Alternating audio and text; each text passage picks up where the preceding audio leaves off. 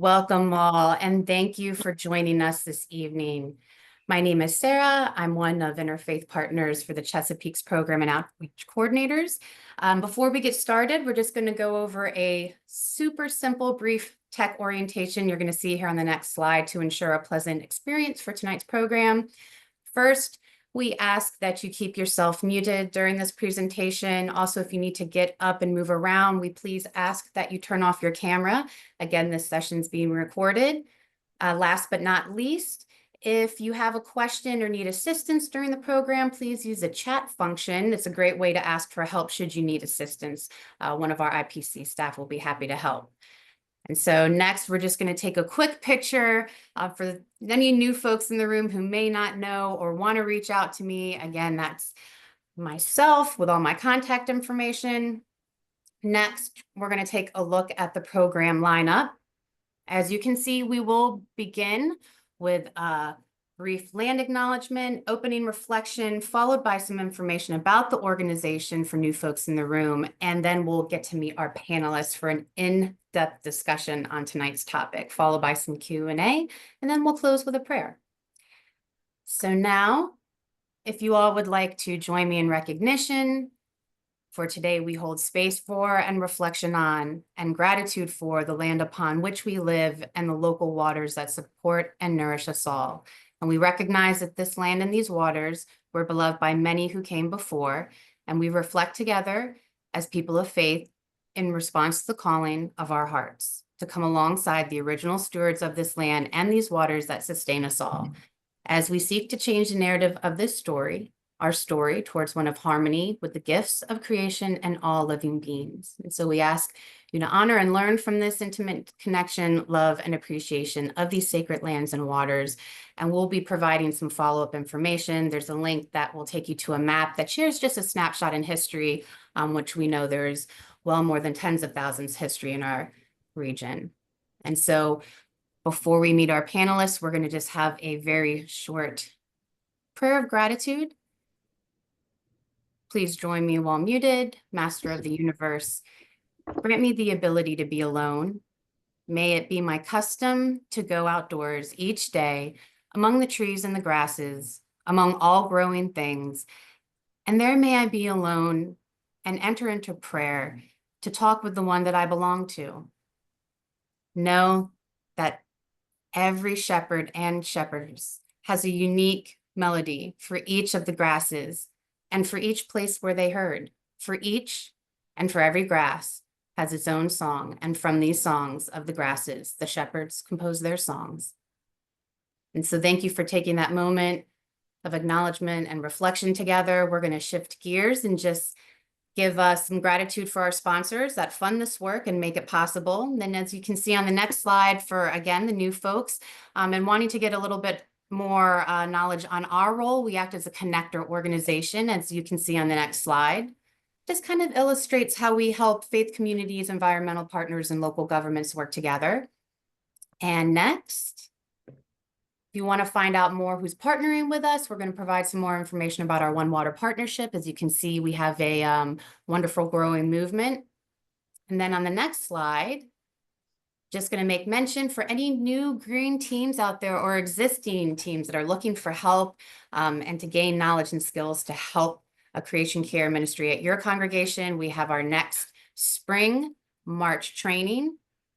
And finally, I just want to mention our resource page. There you can find lots of kits, resources, contact information.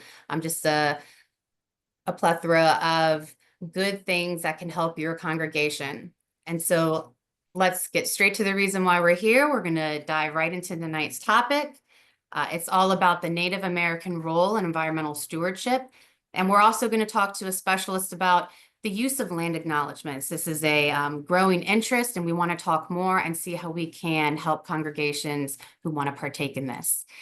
So I am so pleased, and please welcome Norris Buddy Howard Jr. We're pleased to welcome him as a member of the Maryland Commission on Indian Affairs, as a member of the Pocomoke Indian Nation, who has recently won. They were one of the recipients of the Maryland State Arts Council 2024 Heritage Award through its traditional arts program. The Pocomoke Nation really works as a nonprofit to educate and enrich and just share a lot of the information that you're going to hear tonight. So I want to just give the floor, if we could stop share for one moment, and we're going to give it to Norris, who's going to share with us a wonderful presentation more about the Pocomoke Indian Nation. So let me go ahead and welcome Norris. If you want to go ahead and unmute. And we're going to give a second to share some slides.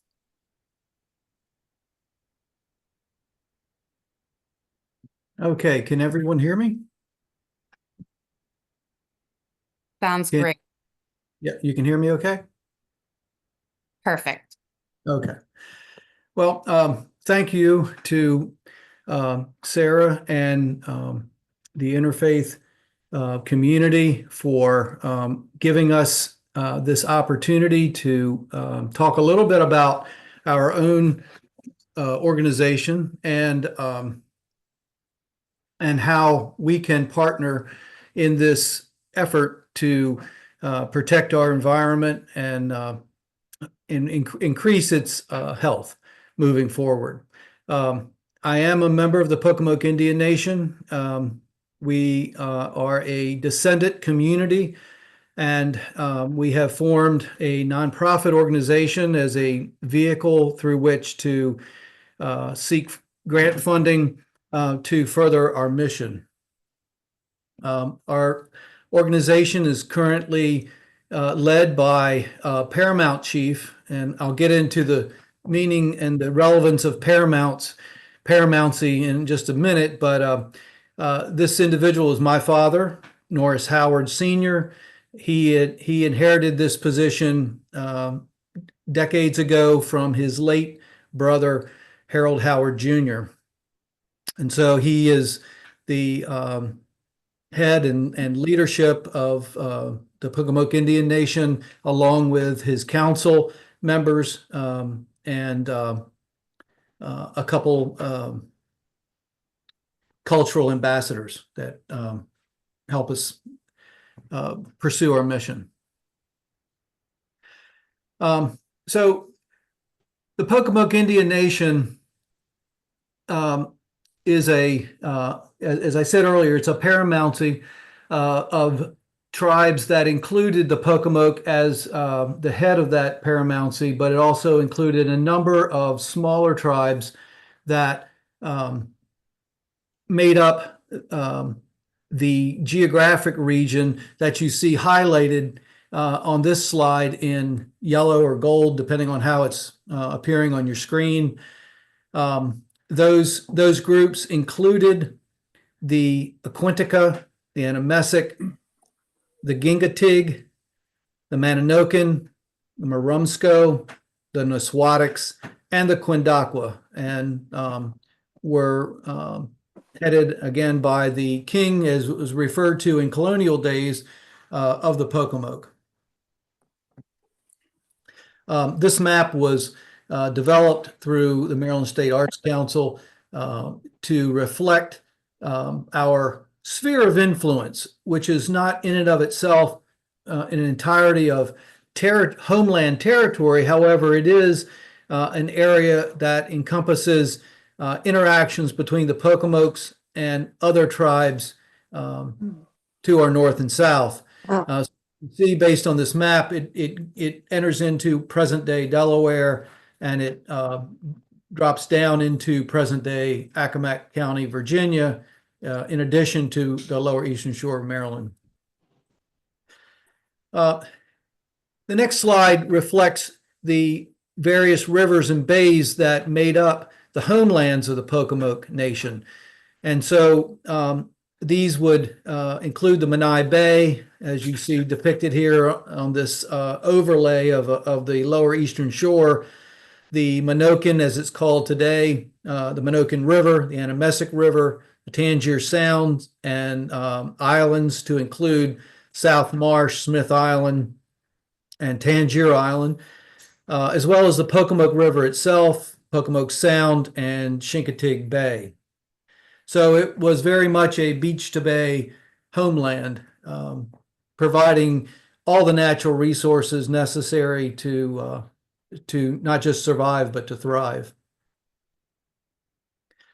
This map, created by one of our council members, who is also quite talented in map making, is an overlay of our, of our bands or sub-tribes depicted here in red on this map, and their geographic locations. So as a point of reference, Salisbury at the top of this map. And as we get down into present-day Somerset County, which included all of the Pocomoke homeland, parts of Worcester County, parts of Wicomico County, and parts of northern Accomack County, Virginia. The Chincoteague at the bottom of the map reflect the what's known today as Chincoteague. The spelling of all of these words as they appear in early primary colonial records are spelled phonetically. And so not only do the spellings vary from record to record to some degree, but they're reflective of what we like to call the corruption of words by dropping multiple syllables to make them easier for the English to speak.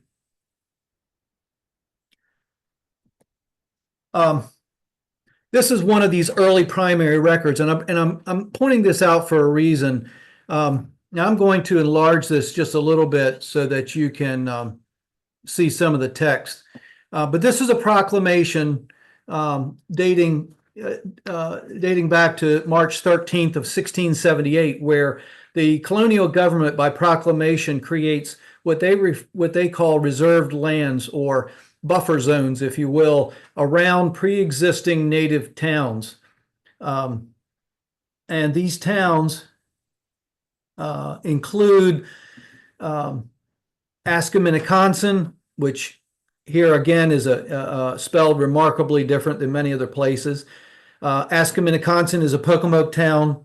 Wapanqua is an Assateague town. Parahocken, Pocomoke town. Puckamee is a Nanticoke town. Tundatank is a Rockawalken town, as is the town that would be referred in colonial records as Cottingham's Creek. Again, that's actually a Rockawalken town bearing the name of a English patent, Cottingham's Creek, which was the name of that particular patent on which that land was occupied by the Rockawalken. In this proclamation, it instructed settlers to create to stay out of a 3-mile buffer around these towns. This occurred in 1678. It would not be many years after that all of these towns, with the exception of Ascominneconsin, would be overrun with colonial land patents anyway. So moving forward, so this is an excerpt from the Maryland Archives dated October 7th, 1686. And in this particular excerpt, the king of the Pocomoke and the rest of the kings and great men concerning the bounds of their land and considering their arguments for interest and conveniency of adjacent English, ordered that the land on the northwest side of the Pocomoke River in a neck called Ascominneconsin, bounded on another side of the creek called Nassawango Creek, which we know today as Nassawango Creek.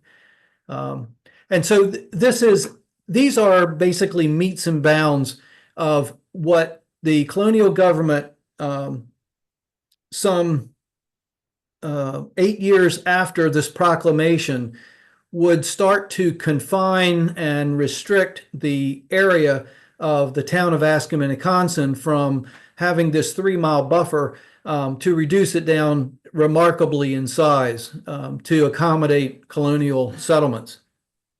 So in less than 8 years, what we see is, or just a little over 8 years, what we see is the colonial government pulling back on what they had agreed to by treaty in 1678. And following this, we come to another primary document in which the King of the Pocomoke now is complaining. This is dated November the 3rd, 1686, just a little less than a month after these meets and bounds were surveyed off for the town of Ascominneconsin.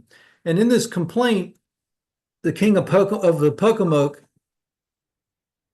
says, and this, I'll just read this short portion of this.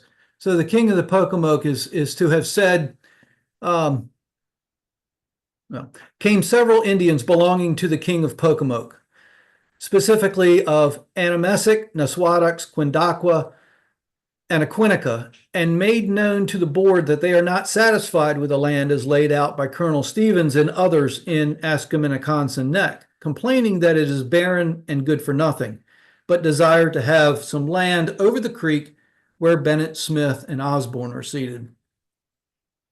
Now, the relevance of all this is the establishment of a pattern of multiple English settlements onto a landscape where Native people have lived for hundreds of years without exhausting resources, without exhausting their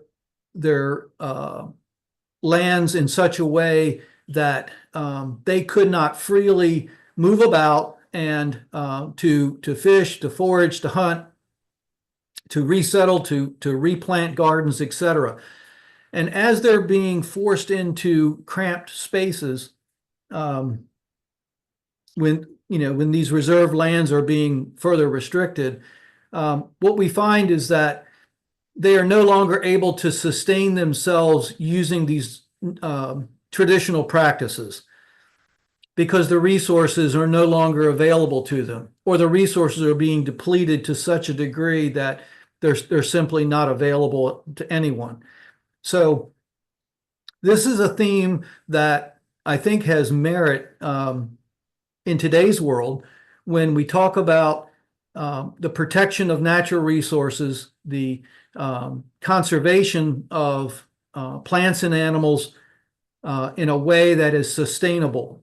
Because what we're seeing, both with respect to this native settlement as well as with respect to European settlements, is that the natural resources are very quickly being exhausted.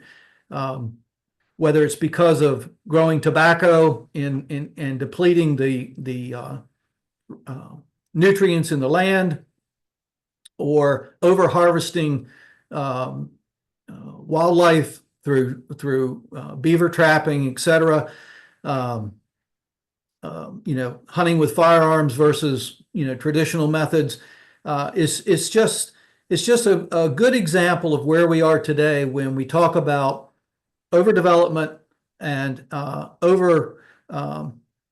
creating a population growth that is not sustainable within the Chesapeake Bay region, unless we can come up with ways to mitigate it.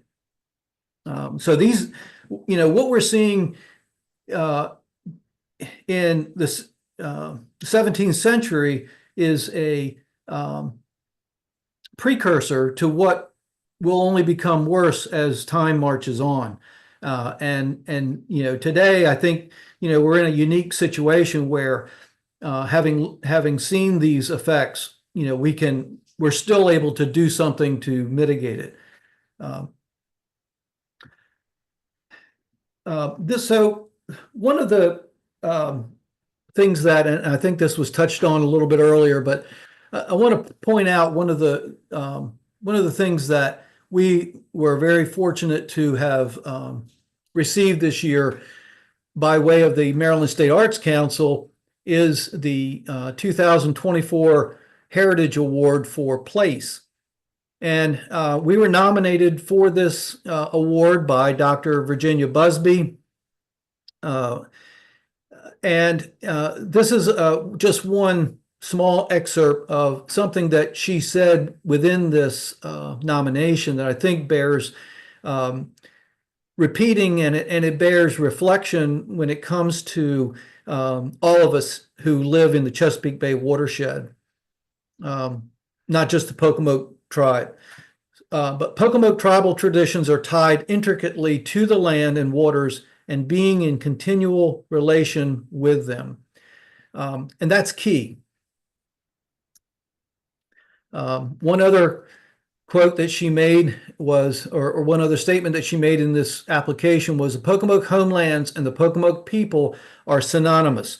Both are maintained through traditional practices in place, which include within tribe teaching, land and water stewardship, and public education throughout their homelands.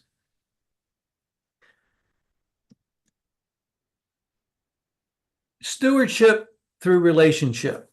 That's our message to the public here today and into the future. Spend more time in the woods and waters to create a deeper understanding of your environment. Establish native plantings in your own backyards.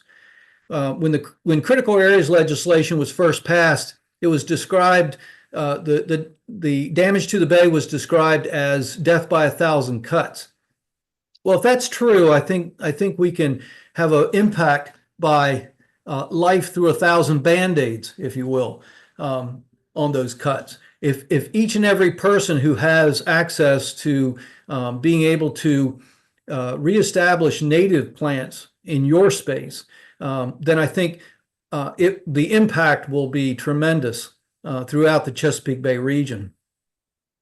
There's this is something I just found out about today. There's a edible plant trail in Centerville, White Marsh Park Edible Trail. And this is a quote out of the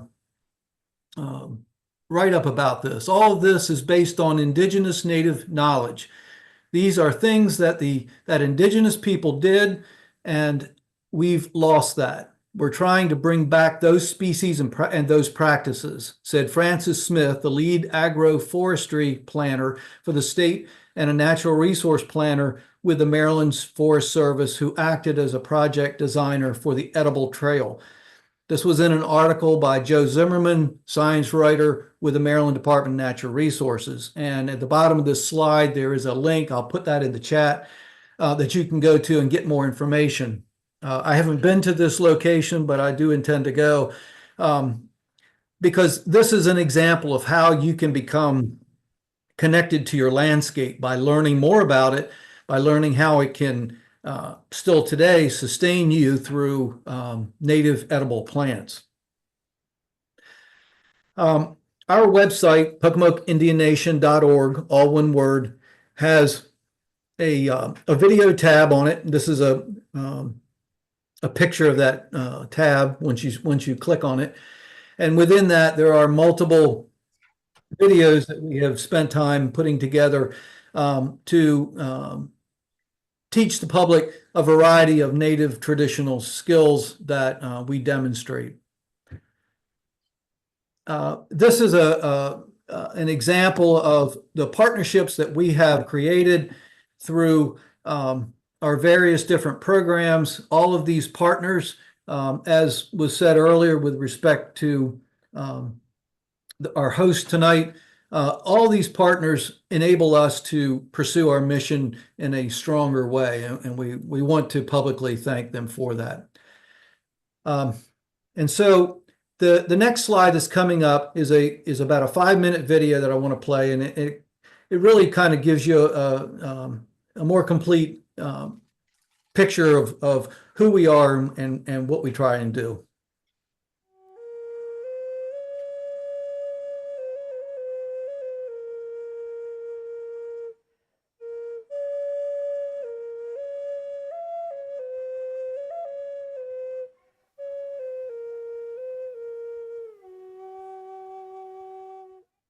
We, the Pocomokes, remain synonymous with our homelands, one with the land and waterways.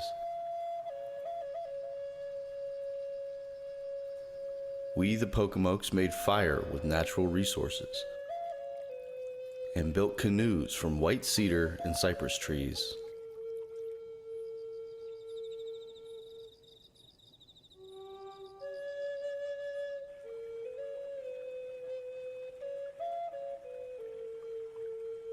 We, the Pocomokes, were hunters, fishermen, and farmers.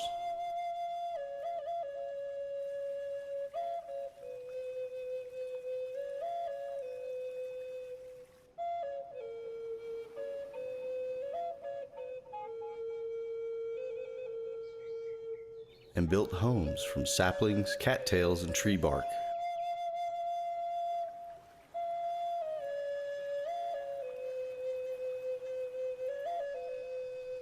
We, the Pocomokes, made tools and clothing from clay, stone, bone, shell, plants, and hides.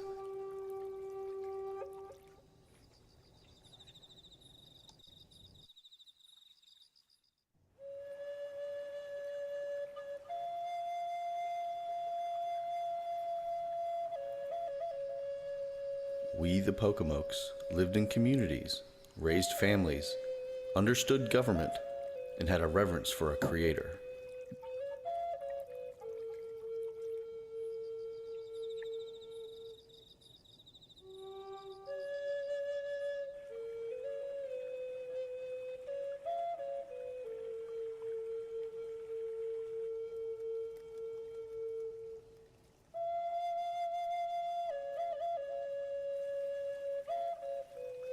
We, the Pocomokes, were musicians of percussion, wind, and voice.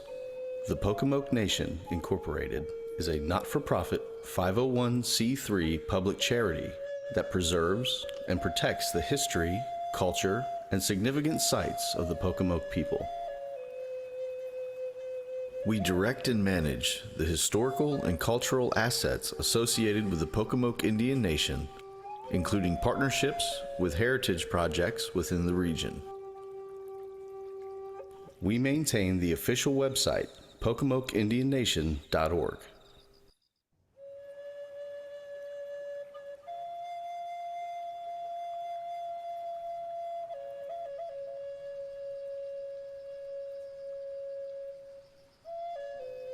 We conduct research, educational projects, demonstrations, and presentations at museums, festivals, and parks, illustrating the life ways of the Pocomoke people from the time of contact with the Europeans and recognizing the ongoing stewardship of these homelands.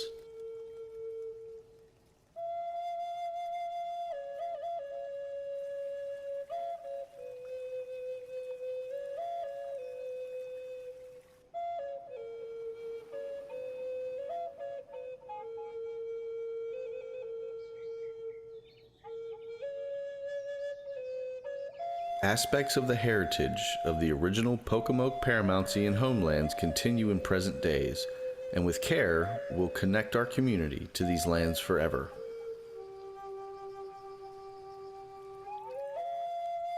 If future generations are to remember us more with gratitude than sorrow, we must achieve more than just the miracles of technology. We must also leave them a glimpse of the world as it was created, not just as it looked when we got through with it. Lyndon B. Johnson.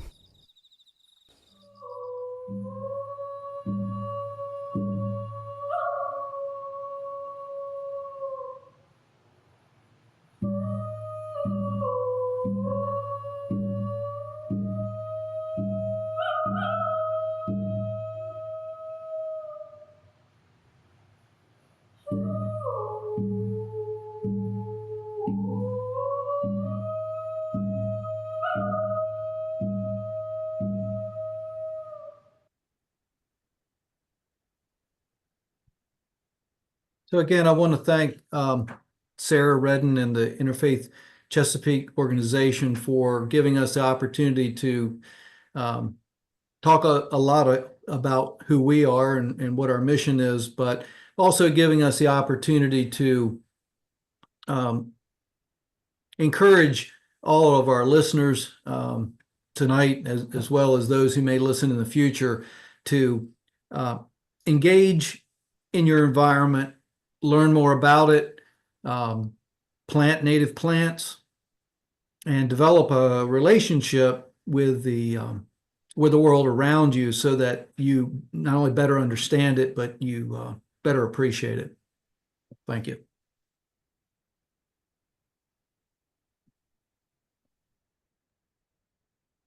I really am just blown away by that presentation, Buddy. That was so wonderful, and you really eloquently tied in this whole idea that the original stewards got it right. And I'm always finding, when I kind of just go back through history, just colonialism as itself just produces a lot of consumerism, and there's a lot of negative impacts I think folks don't recognize right away. So thanks for really painting that picture and just sharing with us. I do also want to encourage folks to check out more. There's a link in the chat, and we're going to follow up. Again, this will be recorded and sent out to everyone. So no worries, all the information will be made available to folks that registered. So now I actually want to shift gears a little bit. We always open and close with land acknowledgements and reflections. And so I'm very grateful to have another specialist join us. And thank you so much, Rebecca. We want to make sure that Ryan has a clear view. There's quite a few people, and I want to make sure I'm given the spotlight.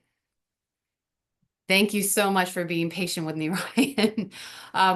Everyone, I want to welcome Ryan, who's served as a Folklife Specialist for Maryland Traditions at the Traditional Arts Program for the Maryland State Arts Council. So he directs Folklife Apprenticeship and the Heritage Award programs, which you heard about earlier.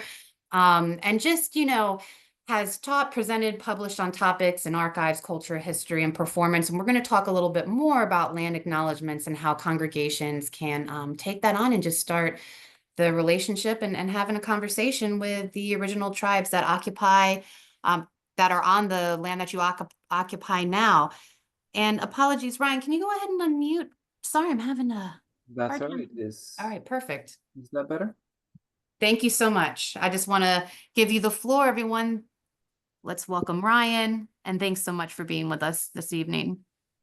My pleasure. Thank you all so much for the invitation. It's a pleasure to share the stage with Buddy, who I've had the pleasure of knowing for several years, and other members of the Pocomoke Nation. But this is the first time I've had the pleasure of sharing a virtual stage with him to co-present, and I'm quite tickled, Buddy. We actually have a number of things that overlap, unsurprisingly, with what we're both working on. So that's folks who are in attendance and listening to this recording later. I think you're going to see some interesting things that connect between our presentations. Thank you again, Sarah. Thank you all for attending this evening. My name is Ryan Koons, and I'm from the Maryland State Arts Council. We are primarily a granting agency, and if you are in Maryland or located in Maryland, we have a number of grants for the arts sector that are available for arts and culture-based things, so I hope you'll be in touch.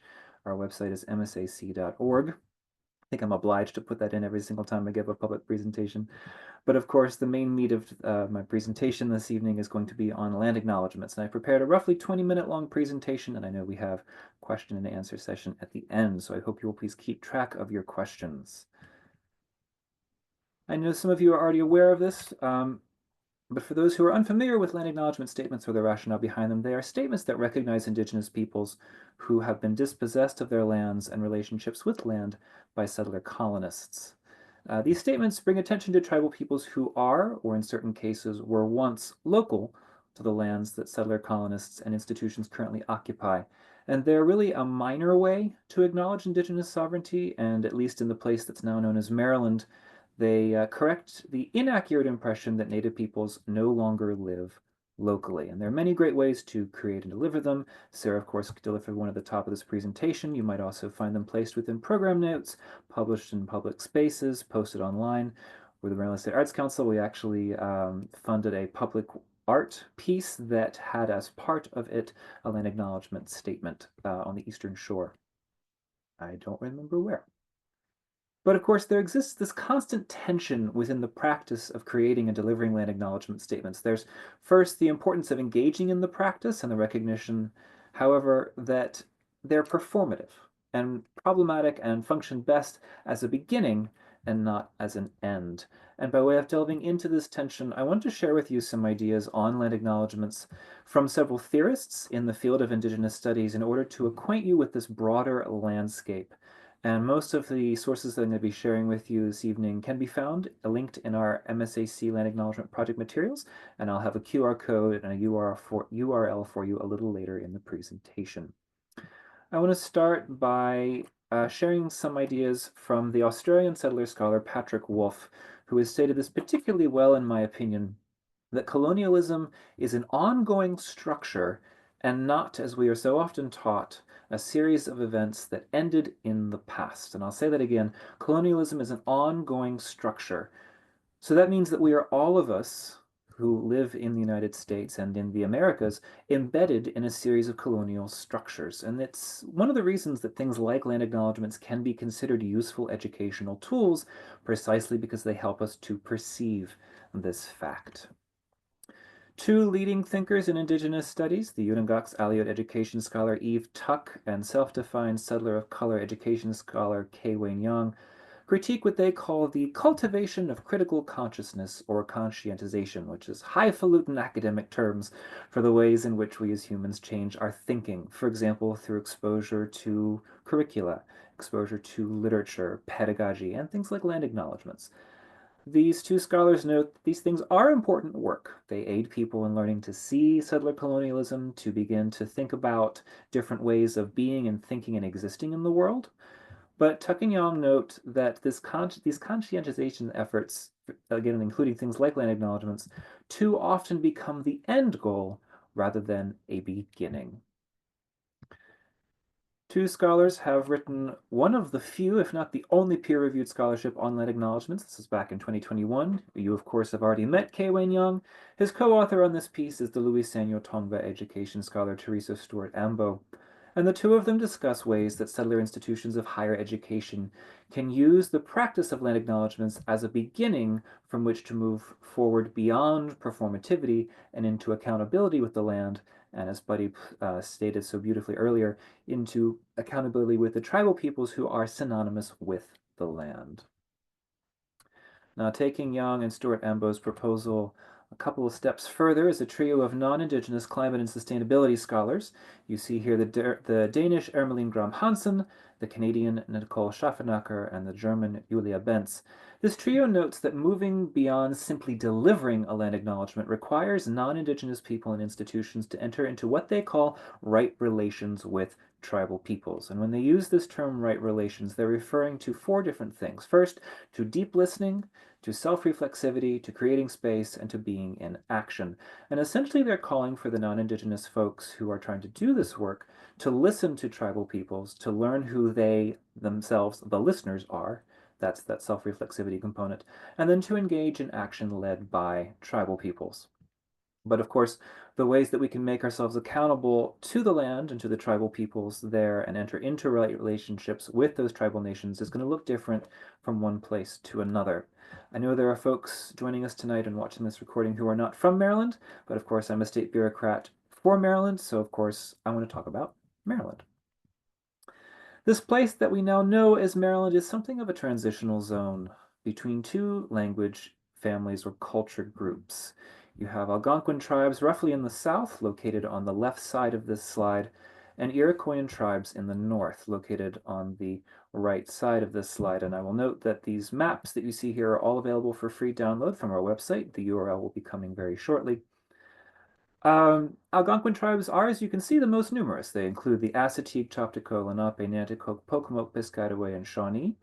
And of the Iroquoian tribes, the Susquehannock map that you see here, and possibly the Massawomack, have or had relationships with lands now claimed by Maryland.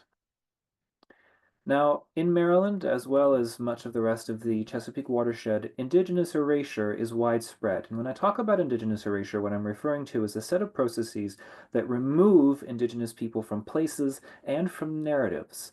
So we're talking about a whole range of things that include, but are not limited to, forced assimilation, such as Indian boarding school education programs, or forced removals of tribal peoples from their lands and other forms of land theft. You might be familiar with the Cherokee Trail of Tears. That is perhaps the most infamous, but it is one of hundreds of similar stories of forced removals. We're also talking about deliberate and literal murder and massacre. We're also talking more insidiously, perhaps, penalizing the practice of traditional ceremonies or speaking indigenous language, the destruction of sacred lands, and we're creating and maintaining national narratives and myths that ignore the presence and contributions of Native peoples.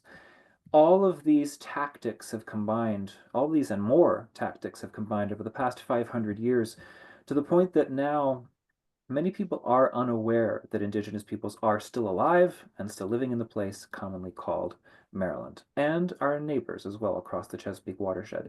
And this is where our MSAC Land Acknowledgement Project comes in. I mentioned, of course, that we are the State Arts Council, and as such, we are paid by Maryland residents' tax dollars. Thank you very much. We appreciate that. And as such, we look to our constituents, Maryland residents, to help steer our course. And I say that because since 2019, Maryland Traditions, which is Maryland State Arts Council's folk and traditional arts program, received an unusually large number of requests from constituents for resources on land acknowledgements. We've done a lot more for a lot less number of requests, and we've received upwards of 100 requests for information on whose land am I on, what are land acknowledgement statements, how do we do them. So these requests functioned as the programmatic rationale to initiate the MSAC Land Acknowledgement Project in April 2020. And we first established goals and a project framework. We knew that we wanted to create a public resource on land acknowledgements. That was, of course, what we were being requested to create, but we also observed that tribal peoples had formed a very small portion of MSAC funding applications over the years, and as a granting agency, we hope that by developing relationships with tribes through the project, we could make them aware of funding opportunities available at MSAC, and then provide them the technical assistance we make available to all Maryland residents to craft successful applications. We followed a nothing for us without us approach, beginning with existing relationships with Indigenous former grantees and with the Maryland Commission on Indian Affairs. And for folks not familiar with this institution within Maryland government, it's a commission. Buddy, of course, is a commissioner on it that functions, among other things, as a kind of communications clearinghouse connecting tribal peoples with Maryland state government entities, nonprofits, and a number of other institutions. We then extended formal invitations to representatives of almost every tribe whose lands are claimed by the state. One tribe never responded, and one politely declined to participate, and 2 tribes continued to discuss options for participation. But the rest accepted the invitation, and frankly, that was a huge compliment to us, and we don't take that lightly.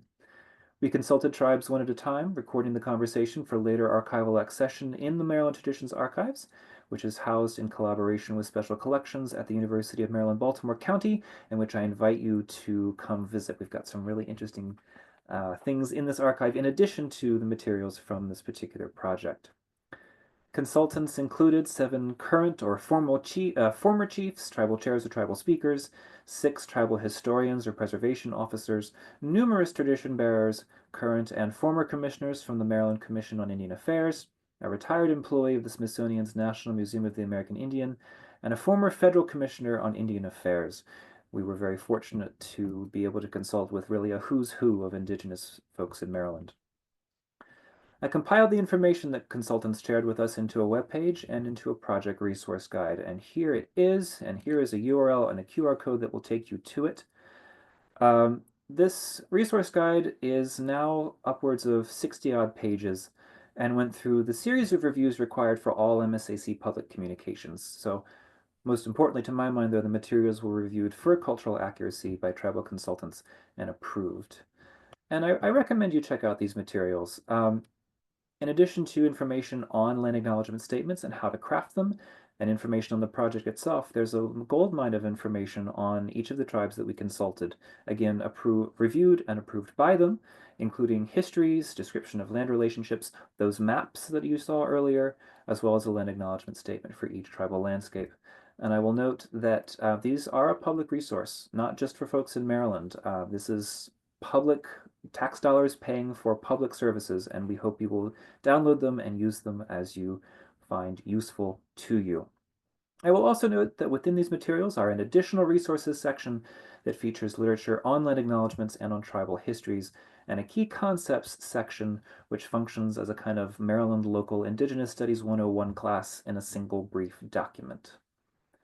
Now, of course, no project of this magnitude can ever be complete or perfect, and we baked into the project the assumption that we would be updating it periodically, and we released one of those updates just this past March in March 2024. While our original project did a pretty good job of representing and connecting to histories of tribes who are living now, it did a very poor job of representing the histories of tribes who were genocided in the 1600s, 1700s, and 1800s, and there are a number of them as you see on this map. This March 2024 update represents those tribes and as much as is knowable about them and their histories. I phrase it that way because Maryland, like much of the Chesapeake watershed, is a very damp place, both in terms of humidity and in terms of rainfall. Much archaeological information rotted before it could form part of the archaeological record. Some stuff literally eroded before it could become part of the archaeological record. And especially the earlier colonial records written down by settlers tend to more often illustrate their ignorance about what they were seeing rather than provide useful information, although thankfully there are some exceptions to that rule. And while we are fortunate to be able to access an ever-increasing amount of historical information that is available to us, this is especially available through our colleagues at the Maryland State Archives with their Indigenous Peoples Project and their MyEast database. In which they are creating doing quite miraculous things with archival metadata, where you can search any of the, usually, I'm not exaggerating, 10 different spellings of English language colonial representations of Indigenous words, and through their search terms at the Maryland State Archives, find search results for all 10 different spellings of those search terms. This is, speaking as an archivist and a former research scholar, this is incredibly huge. I don't know how they do it. They are incredible. So I highly recommend that. MyEast, M-A-Y-I-S. Hot off the press, I will note that our project, including the historical update that you see here, just 2 weeks ago won a national award through the National Assembly of State Arts Agencies, or NASA. This is our State Arts Agencies Professional Society, and this award really provided us, most importantly into my mind, as a kind of a bully pulpit from which to recommend the project as a model to our colleagues to adapt in their respective jurisdictions, thereby potentially benefiting tribal communities around the United States. It was a huge honor and still feels very surreal. But back to the matter at hand. You've created and delivered a land acknowledgement.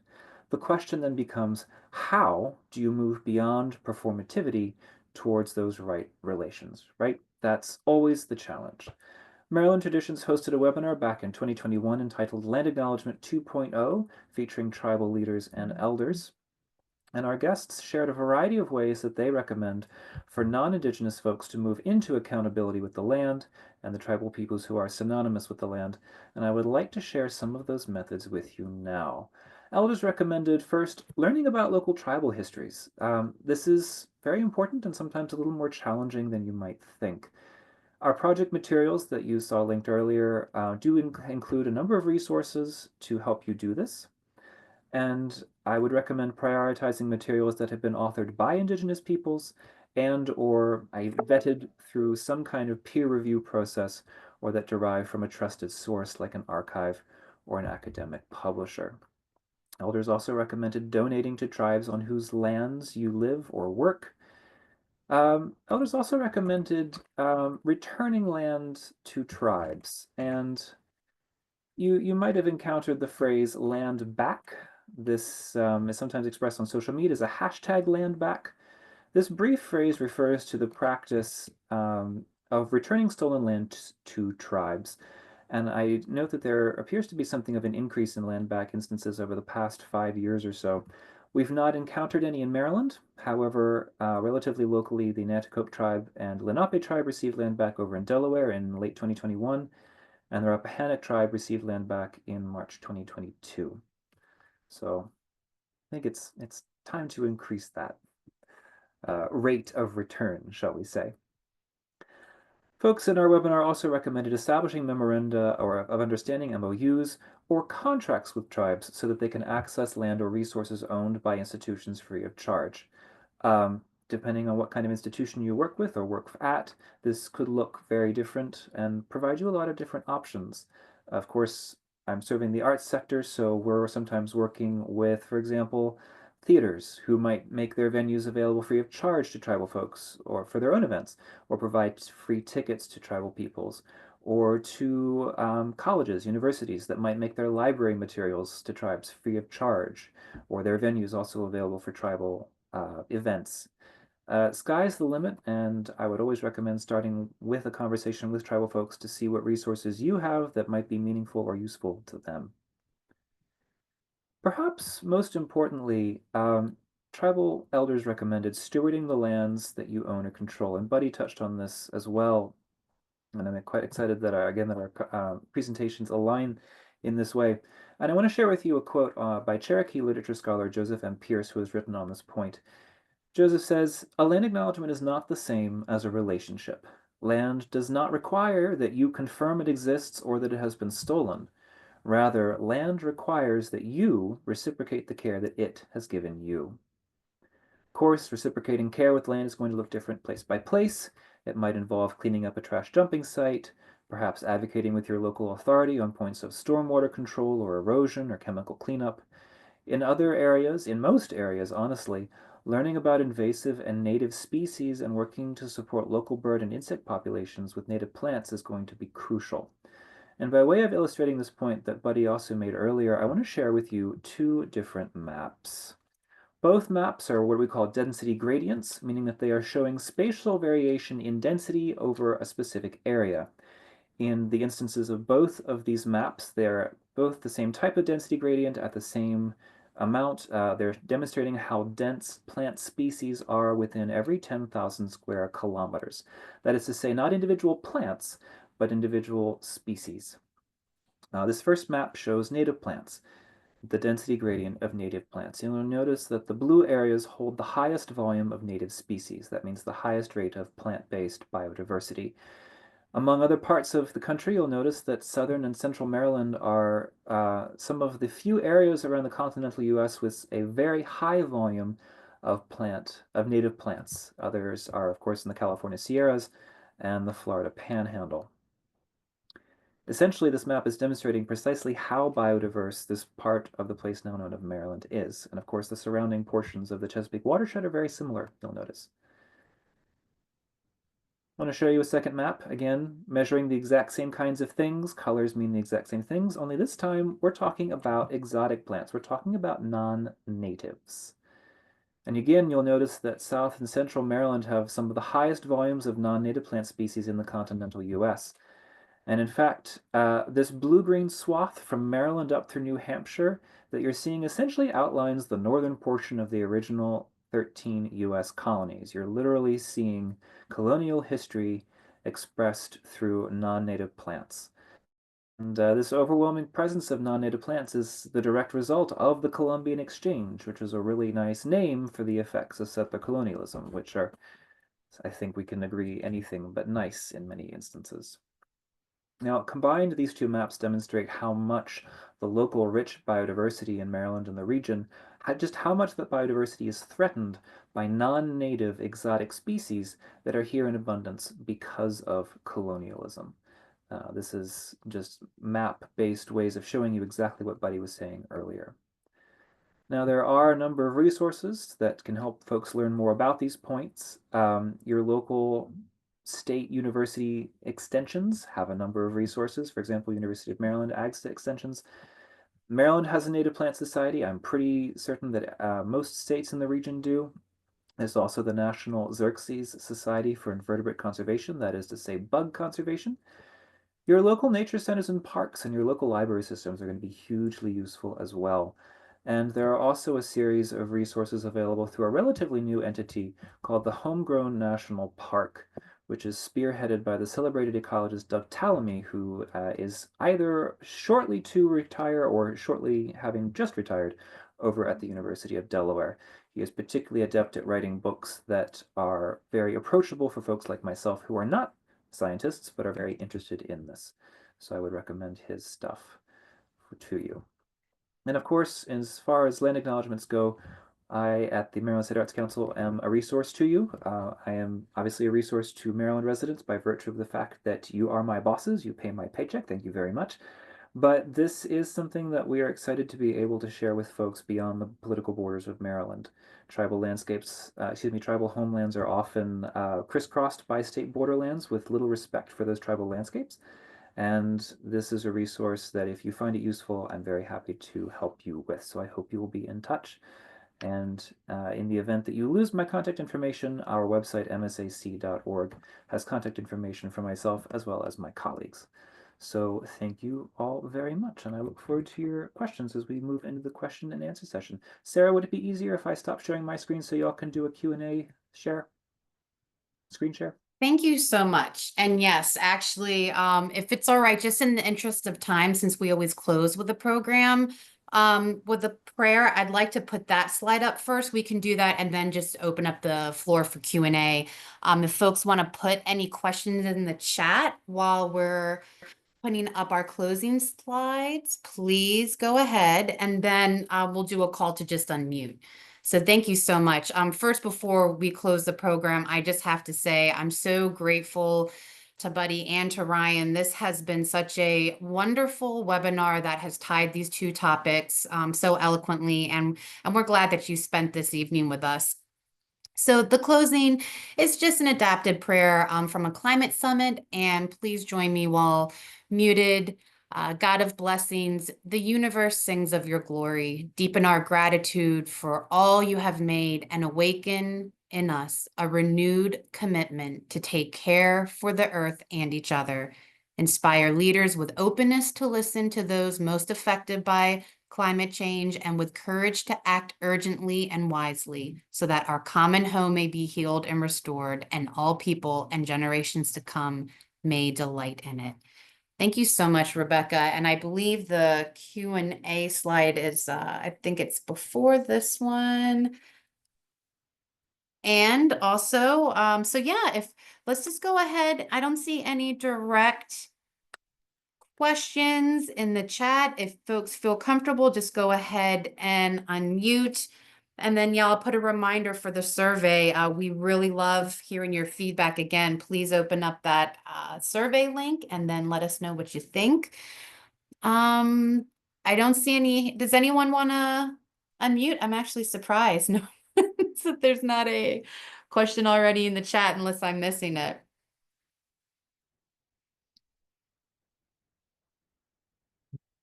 Oh, this is a perfect one from Bonnie. I'm just going to go ahead and read that out. What is the best way to reach out to tribal representatives in our local area? Well, I guess it depends on your local area. Are you in Maryland? Yes, this would be an inquiry from Maryland. Okay. So many, if not most, of organized tribes in Maryland are listed on the webpage for the Maryland Commission on Indian Affairs. So if you Google MCIA or Maryland Commission on Indian Affairs, you would see points of contact for the organized tribes that they have listed there, and I think they have most, if not all of them. Depending on your geographic area, if it's with respect to the Lower Eastern Shore, then PocomokeIndianNation.org is our website, and we have an email address tied to that website that you can reach us through. Thank you so Thank you so much for that. And also, just to make mention, you really spent such a nice amount of time on the native plant issue.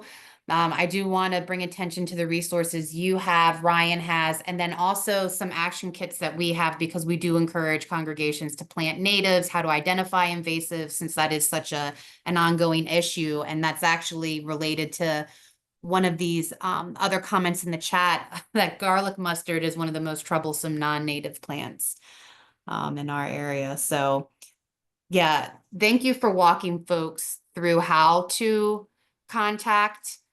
And we also have a response here. Yeah, the Maryland Commission on Indian Affairs for those list of tribes in Maryland to contact. And we'll provide that link as well in the post recording. Does anyone have any other questions? I want to be respectful of time. Buddy and Ryan, thank you so much for